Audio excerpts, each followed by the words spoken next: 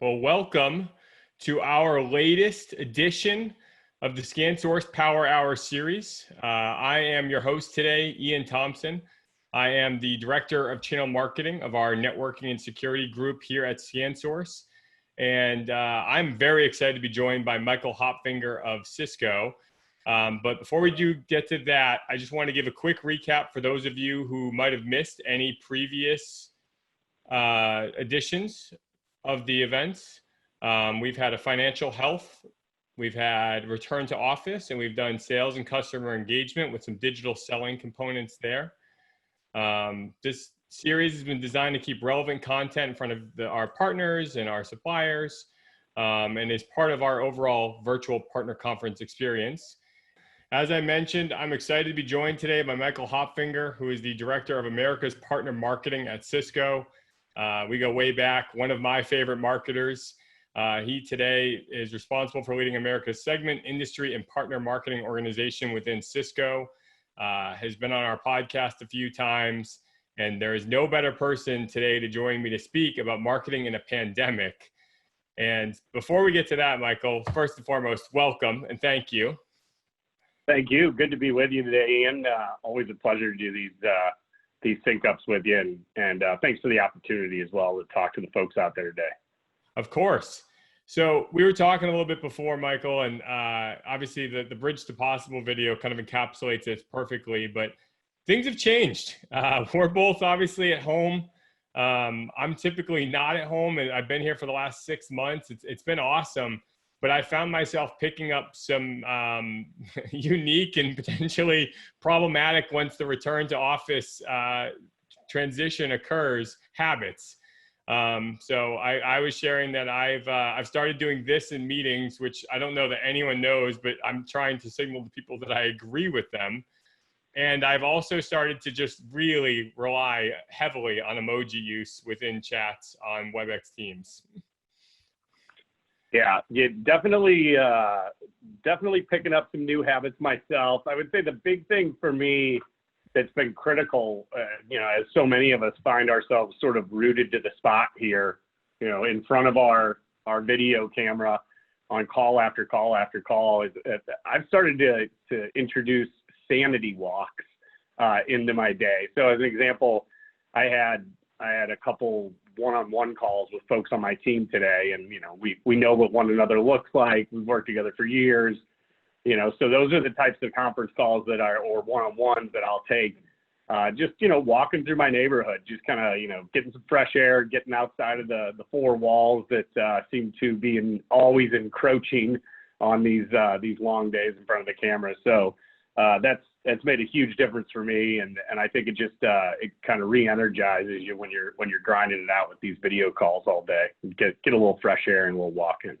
Definitely, I'm going to take that as an action item today. I was commenting, my dog is down with my Florida visiting my in-laws, and since I've not had a dog, my walking has gone significantly downhill, and my Fitbit is not pleased with me. So I will take that as an action item after today, and maybe my team we'll have some one-on-ones while I take some walks around the neighborhood here. Exactly. I have been wearing pants. I know that's a big thing. People always ask that. I have, right now I'm dressed head to toe here. So I did want to just clarify that. Well, good. That's huge. That's yeah. a step in the right direction. Pants. The little things. So I mentioned it. We talked a few months ago on the Don't Change a Channel podcast that we host here at ScanSource. And I asked you about the state of marketing and how things had changed. It's been a few months since then, but there have been obviously some very obvious and maybe some not so obvious changes to the way that we do business, to the channel ecosystem, and obviously to us as marketers. So wanted to start there and kind of ask you what you think the biggest changes are, and then obviously scaling that down to some of our partners, and kind of what are some of the takeaways and things that they can go do today, taking away from this. Yeah, certainly. So, I think there's kind of three big things that keep coming back. First is that, we've got to be focused more on brand over demand, and let the work that we do around our brand sort of, do the work of demand in a sense. And I'll kind of talk a little bit more about that in a minute. The other thing that's positively critical is that at a time like this, where we don't have the traditional sales call sort of in our bag of tricks as corporations, it's really important for marketing and sales to have a single cohesive message, a single voice to the market. Truly, folks are engaging with us across all sorts of channels, digital, analog, whatever the case may be. So the consistency there is critical. And there's a little bit more behind that I think we'll get a chance to talk about as well.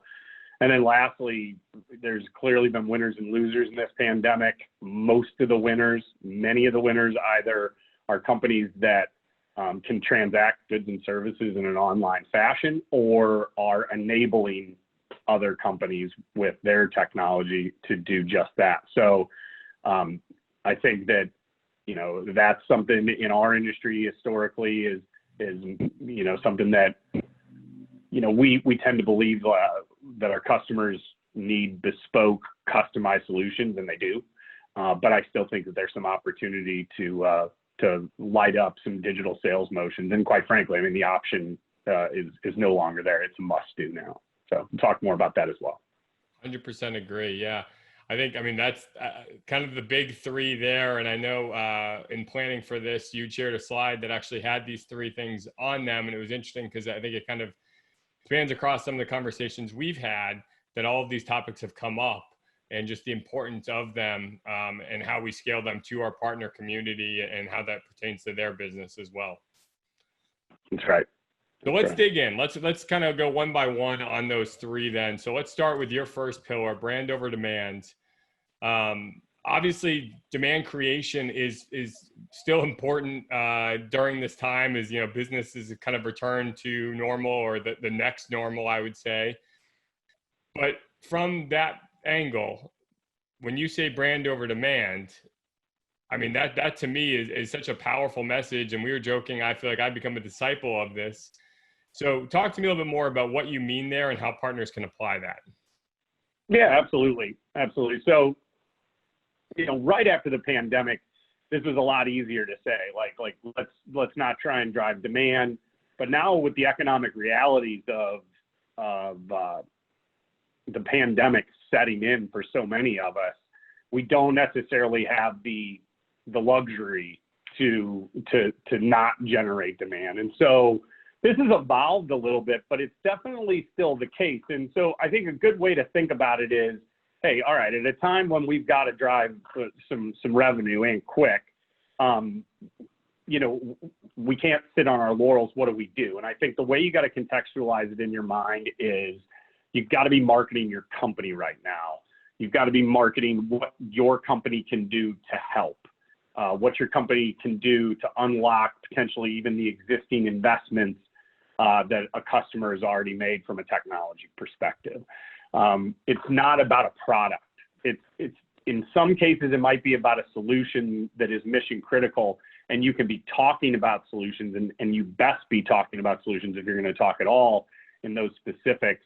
But coming out and, talking about product innovation is not something that's going to happen right now. We're not going to try and, at Cisco, for example, try and hammer SD-WAN at people. We're going to try and roll up our sleeves, get in there, see what they're doing with their existing technology investment, how they can light that up to be able to respond to what's in front of them. And I think something concrete where you can sort of take this approach instead of sort of a traditional demand generation, let's go out and try and get net new logos. Let's go promote sales of this product or this product family. Look into lifecycle management. Go out and take a look at what's already out there in your customers' install base, and are they using it? Is there weakness there? Is there something that you can do to consult with them and get more out of it, or with maybe a minimal purchase compared to what they would have to do for a whole overhaul? And in what we're finding as we go out and we do life cycle management type work is that is in effect demand gen. It's delivering incremental opportunity consistently when we go in with that approach. So that's one concrete thing that you can do, and that we're seeing work on our end. I mean, Ian, what about you guys? I mean, you talked before about some of the content that you've been delivering as of late through this series. what some of the stuff that ScanSource is doing. Yeah, definitely. So before I get to that, it sounds like I've been commenting, there's been a lot of positives that have come out of the last 6+ months. If you've flown, flying is better than ever, in my opinion. I love that there wasn't a middle seat. They give you a bag with water and snacks in it. I know you're a golfer, Hop. If you've played golf, you don't have to rake the bunkers right now. So pace of play is a little bit better. And it sounds like this is the end of maybe speeds and feeds as part of marketing. So that might be a win for us as well. So also there are positives in all of this.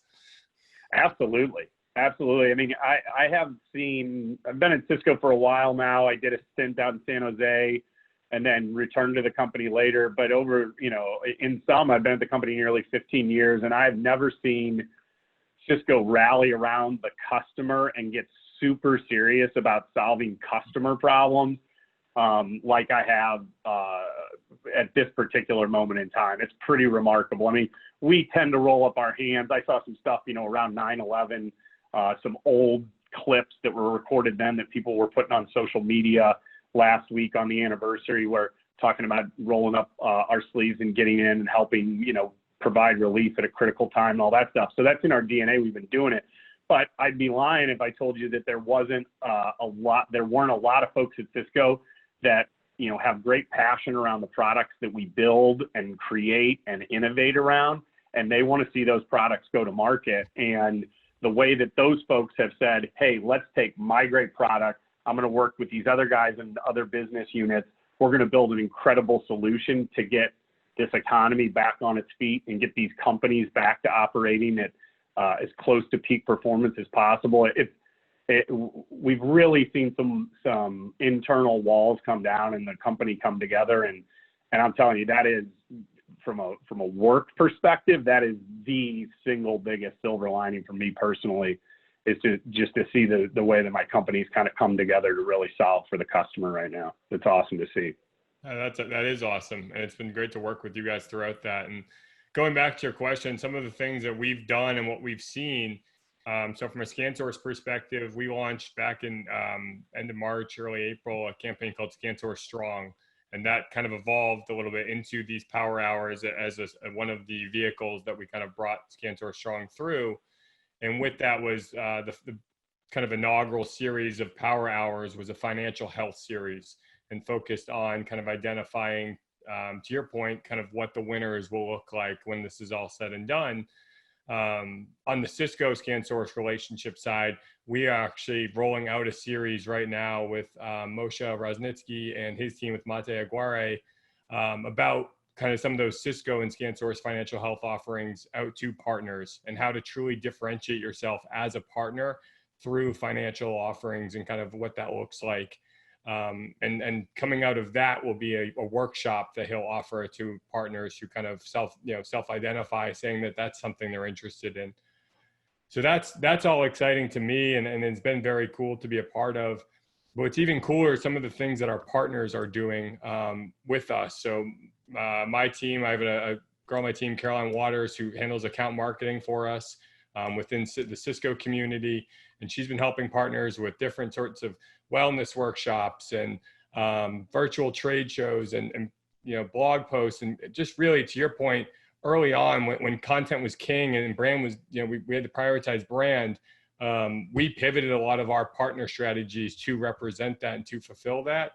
And now it is kind of obviously figuring out what that next normal is with the messaging standpoint as well.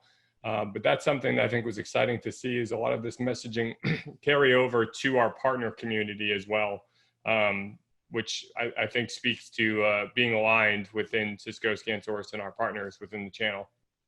Yeah, I love that. Throughout the value chain, you see that consistency. And I love the financial piece, because, I mean, the work that you guys are doing, you're solving problems for the partner and for the customer at the same time, and truly being helpful in, the most tangible of ways.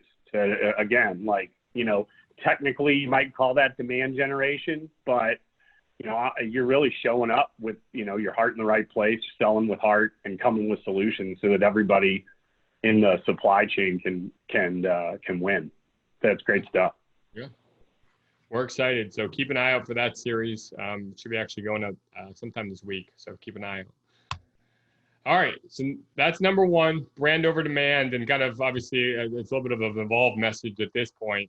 So let's jump into the next one. And that's obviously having a single voice. And I think this is one that I am so passionate about, especially internally. I feel like, there are times, that I feel like sometimes our sales team might run out one way and we run out the other. But one thing that has been so powerful within the last 7 months is the alignment of our teams. And I think it's been a necessity, but something that's been awesome to see and kind of how that's evolved and some of the things internally we've done.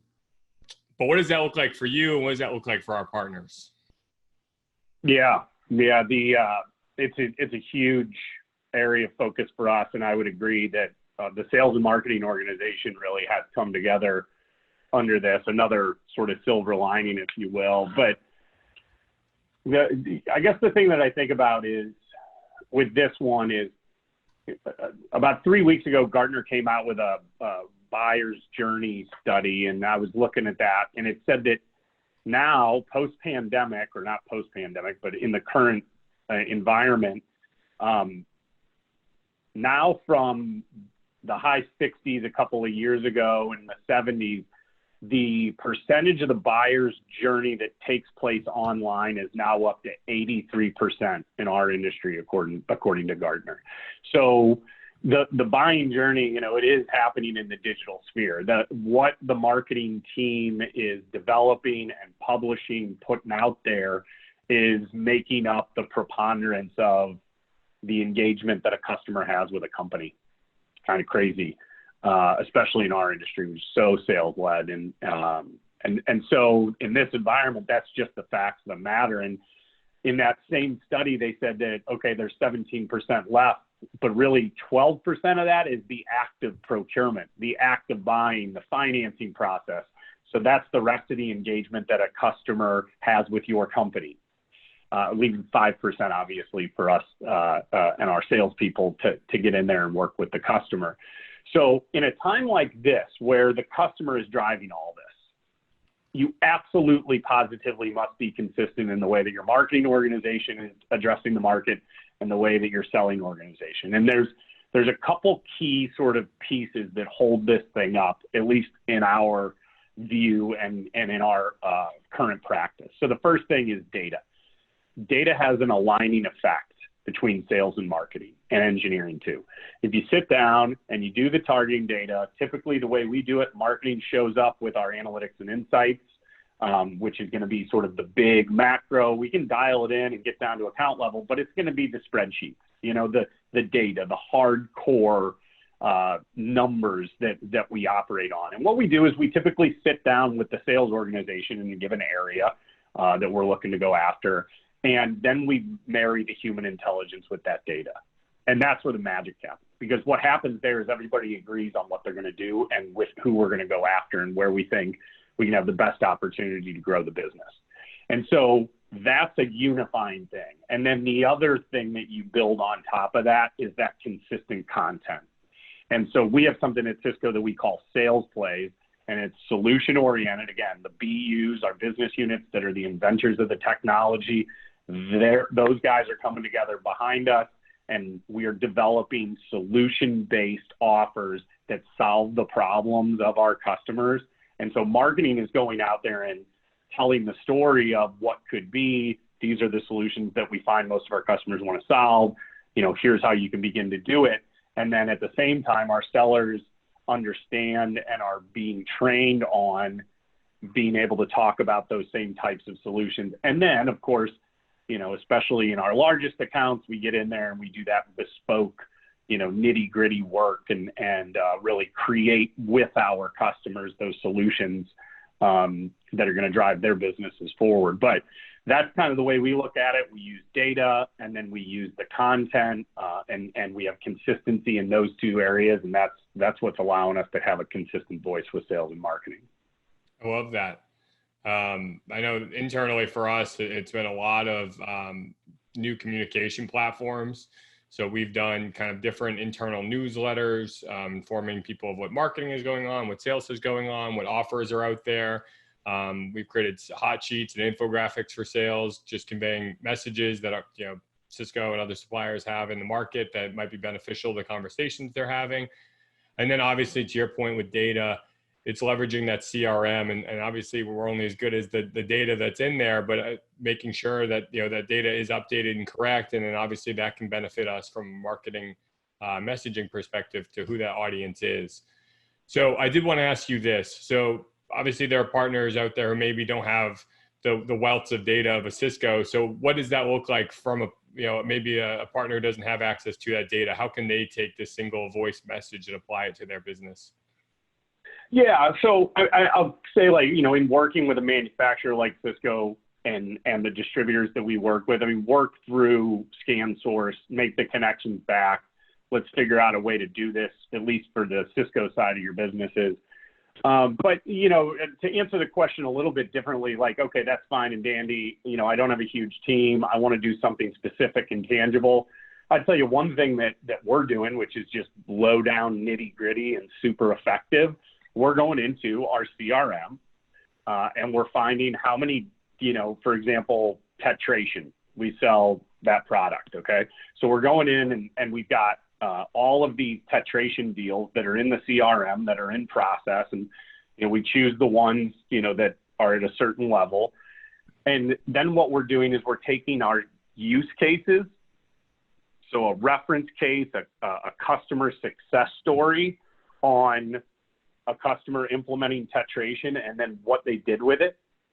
And then we're going to all of those sales reps that have a tetration opportunity in SFDC, and we're giving them the use case. This is as low down, simple, easy, but really effective marketing you can get. And again, what am I talking about? Data, go into the CRM, where are the opportunities? Okay, these guys and gals are looking to sell that opportunity. Well, let's give them as many use cases as we can possibly give them so they can better articulate the story on what this technology can do for that customer that's considering buying it, right? So that's one sort of concrete thing, but build off of stuff like that. You can make it a program, you can do it by industry, but you can do that very simply, like you said, with a CRM and someone who can build, decent content. Yeah, definitely. And you said it right at the beginning too. If you're not sure, reach out to us and we'll get you in touch. Cisco has a wealth of data of their own that can benefit our partners. Some of the wallet share data, helping identify opportunities. And then within the Radius program, which we have available to partners for marketing, there's a lot of pre-lytics and marketing data and intel as well that can help kind of align some of your marketing vehicles. So if you're not sure, definitely reach out. And I think that's something we can help you get access to. Definitely. How's that for a plug? I'll take it. Beautifully done. All right. Well, let's go to number 3 then. And this is, I think you stressed as being a pivotal point that the winners will have in common. And that's the digital sales and kind of expanding beyond e-com even. Yeah. And there's a lot of opportunity here. And the one thing, again, to cite a study, this one's McKinsey, but it's, for the first time someone buys a product, they want to talk to a human being about 80% of the time. The second time it drops to about 55 to 60%. And the third time they buy a product, it drops to 9% of the time that they want to talk to a human being. So the thing is you've got to meet your customers where you are, and you've got to provide your customers with some choice. And, again, many of us, and certainly most partners, believe their value add is in the way that they design the solution and implement it and maintain it and deliver managed services over the top of it. I totally get that. But, especially as what we're finding is, especially as you move a little bit up market, where you're selling into companies that have a network admin or a couple network admins, or might be a big old enterprise account that has, a CIO and a whole department supporting that individual. You've got a lot of informed buyers in those accounts. And sometimes those folks can be self-sufficient. And if you're giving them a choice to either pick up the phone and call you, wait until you come out and do the next, visit as a part of your managed service package or what have you. you've also got to operate with that digital sales option for these customers. And that Gartner study that I talked about before, they said that 44% of millennials don't want to talk to anybody at all when they're buying stuff. I believe so that. In our industry, right? So millennials now make up half of our customers in our industry. So it's not okay to just say, well, I just do bespoke, super custom, awesome stuff, and therefore I don't need to do that. Some of our most effective e-commerce partners are operating on Amazon as a third-party seller, are building their own e-commerce for very simple, highly transactional, top 100 SKUs.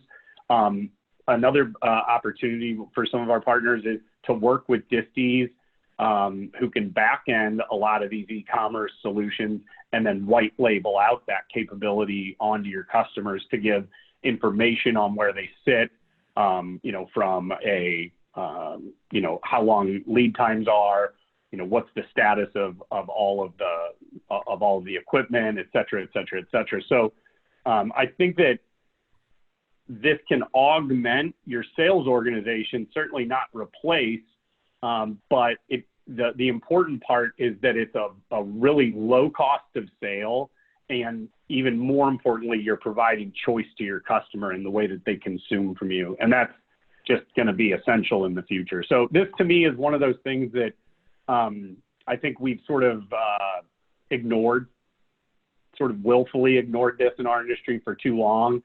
And again, this is just another lesson of the pandemic that's just not really viable over the long haul from here on out. So just sort of food for thought at the moment, but I think it's definitely an opportunity for a lot of our partners to at least begin to investigate. Like I said, even just becoming a third-party seller on Amazon, that's super low investment, super low hanging fruit if you want to dip your toe in the water and see what happens. But I think it's an opportunity for growth across our channel. Yeah, and I think this is where, and I apologize, I don't know if it's Marcus Sheridan or Jay Bear, and one of them will be mad at me here, but the idea of B2B and B2C has kind of gone away, and it's this idea of business to human now, and the idea that consumer buying behavior kind of bridges those two philosophies of B2B and B2C. And I mean, we obviously, if you're out there getting 2-day shipping from Amazon, that's your expectation of what you should be getting on the business side now. And that's something that I think we're starting to see. And to your point, I think why this was willfully ignored was that's a consumer issue. And now it's not, it's an everyone issue. So I know we're launching on the ScanSource side. So we have a tool called Cascade, and it's an automation portal for partners. So all, quote to order experience and time to market will, right there for those. And that'll be launching about a month. And that's kind of an exciting announcement here coming out of this that we're able to offer. And we obviously do have an e-com tool, and we have partners who transact through that. To your point, obviously a lot of what goes through distribution is a little bit more BOM-based and create to order, but there are transactions that go through that. And to your point, if you're buying the same thing multiple times, that's probably where that lies. And then jumping back, I mean, you shared that when you were sharing those original stats that, first time, second time, third time, my face kind of lit up because I am a millennial, and I was like, I wouldn't want to talk to anyone after that. Maybe the first time, but after that, I'm good, man. I'm smooth sailing. Yeah. So that's where I think, talking about reaching people where they are, and you mentioned something a while ago that I think was stuck with me as well, is marketing is buyer enablement.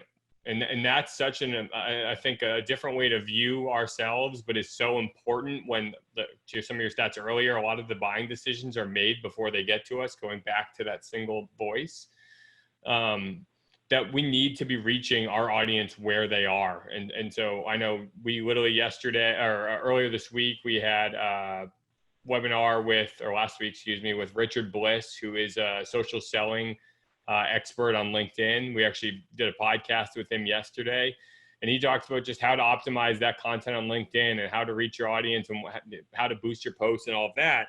And it's things like that I think even fall into that digital sales motion, and that's kind of why it transcends e-com. It is to your point, you have to be fishing where the fish are, and people are not buying the same way today that they were buying even a year ago anymore.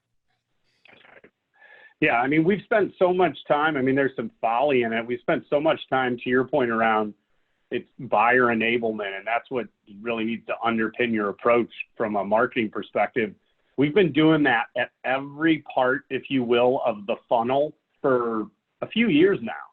But then for some reason, whatever reason, and I think it's just old habits or conventional wisdom getting in the way, we just stopped right there. And we said, you know what? The last piece, the actual purchase part, no, we're not going to let you do that, you know? And I think there's some silliness in that if you're engaging all the way through this journey in a way that's centered on enabling your customer to purchase from you, or to enabling them to understand why they should purchase from you, but then right at the end, you're not going to like tell the punchline to the joke. You're not even going to offer them the choice to maybe just go ahead and transact with you at that time. It just seems a little bit silly. And, you know, and quite frankly, so we had to get over that, and we have begun to do that. And so we're working with our partners in our disties to do exactly that. We've got a click to buy button, for example, on Cisco.com right now. You click on that thing, and it brings up a list of partners that the customer can purchase from. So we're finding ways to do e-commerce on our .com to surface pricing. And we're doing that in a way where we're not in any way, shape, or form disintermediating our channel. The channel is the punchline to the joke, you know? So I think it's critical that we do that. And the other thing, not to go off piece too much, but one thing I would add too that we're finding through our own little e-commerce journey the last couple of years is that the first deal is the new lead. And so even if your customer's first purchase is online and one of your salespeople didn't touch it, that's a lead, except they paid you for it, right? So I would take that into consideration as well for some of those skeptics out there that are saying, yeah, but I want that person to talk to a salesperson because I'm going to sell them a solution, not a widget. I get it. But if you contextualize that first purchase that the customer makes on their own as a lead, then maybe that's a little bit easier pill to swallow for you. So just some food for thought. Love that. So we've obviously talked about kind of the three things that partners can do. So let's flip to the other page real quick. What are some of the pitfalls you've seen partners make that we want to avoid? Well, I think there's one thing is, you know, you've got to be careful with events. I think one of the things that we've begun to realize, well, our first response, you know, just being honest, our first response when all this stuff went down was to just do a kabillion webinars. Like, we're not going to do any events anymore. So let's just do, you know, in the first 90 days, you know, March, April, May, we'll say, I mean, untold numbers of webinars. And some of them were critical information that people and partners especially really needed. And they needed to understand about, we injected $1 billion of additional capital into our channel. I mean, that's stuff that you gotta know about, right? So fine. But I will say that, you know, companies that have, you know, decided that that's going to be their main selling motion, that's their main marketing motion, I think you're just going to tend to run into fatigue, because the thing with webinars is you've really got to offer some level of value for the time, you know, in the value exchange there. And it's hard to week after week after week, day after day after day, come up with compelling content that's really going to, you know, get people excited and interested over the long haul. So I think, you know, folks that have said, okay, well, we're just going to switch from doing live events to all virtual events. I think you got to have, you know, a real strategy around your webinar events and use them wisely. I think the other thing that I would just, you know, stress is, you know, folks that are trying to sell product right now, you know, it's just disaster. You're not only not really selling, but you're also seeing, you know, your brand actually diminish. So again, back to, you know, at the risk of repeating ourselves, the brand over demand thing, you know, is really sacrosanct still at a time like this. Even though so many companies are really under pressure to move and, drive revenue, drive that return to growth. So those are a couple things that come to mind. No, and I think jumping back to the first one, I think that's a great one. And I know obviously it's felt like there's been no other avenue to go, right? We had all these physical events planned. We gotta do something, so we gotta go virtual. And I think because of that, it's only natural we're starting to see a little bit of virtual event burnout from consumers and from our audiences. And I think because of that, consumer expectations of virtual events has gone through the roof. And so I think I know I'm as guilty as anyone. If I get on something and you're not providing me value and almost really talking to me like I'm a human and not just spitting out content, I'm probably not long for that webinar or that event, because there's other things I can be doing with my time. And I think that's the biggest differentiator between a virtual event and an in-person event is the ability to multitask.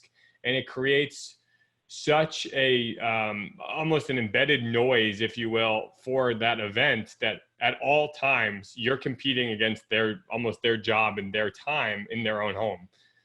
So there are countless distractions that your event now has to compete with.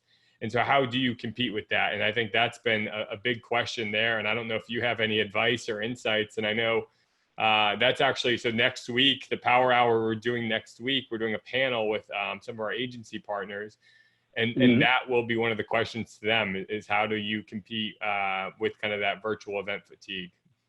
Yeah. I think a couple things come to mind. So two things that play into your favor right now on virtual events is you've got a lot more availability. That's the key thing. So on one hand, you can get really great third-party speakers. If you're doing a big marquee event, go out and you're going to be able to get some of those top thought leaders in marketing, thought leaders in business, thought leaders in, just sort of futurists and those sorts of compelling speakers. You're going to be able to get those folks at a significantly discounted rate for all you marketers out there that have to, figure out how to pay for all this stuff, right? The other thing from an availability perspective is executive availability.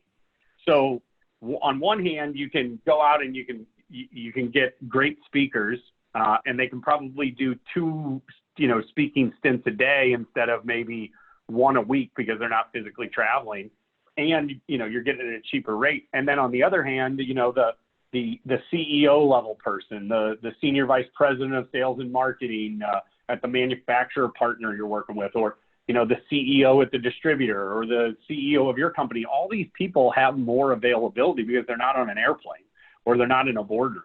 They're just like, the rest of us sitting there, in their home office and banging away. So I think that back to the value exchange thing, if you can get great third-party speakers, those folks are a draw. And then, of course, the top executives that are typically so elusive are available now.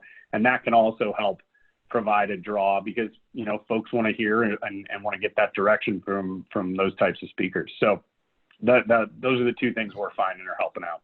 Yeah. And I will agree with that, obviously I think you need to do these, in small doses, and it's almost like adding seasoning to a dish. Too much is probably too much.